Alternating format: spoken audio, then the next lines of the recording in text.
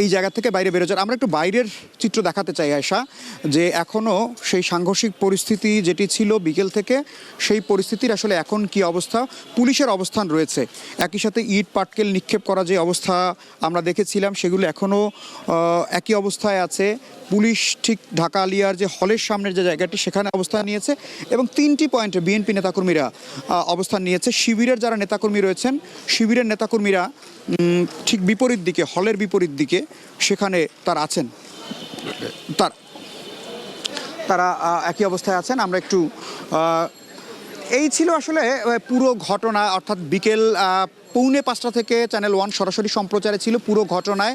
এই থেমে থেমে সংঘর্ষের ঘটনা, বেশ কয়েকজন আহতের ঘটনা এবং আটকও হয়েছেন বেশ কয়েকজন। এই পুরো ঘটনাটাই আমরা জানবো।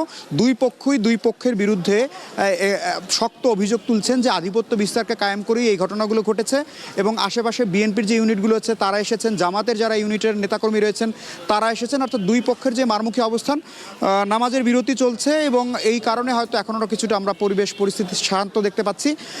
পরবর্তীতে নিশ্চয়ই যদি কোনো আবার নতুন কোনো তথ্য থাকে সেটি নিয়ে আমরা চ্যানেল 1-এর দর্শকদের জন্য আবারও চ্যানেল 1-এর পর্দায় হাজির হব। আয়েশা।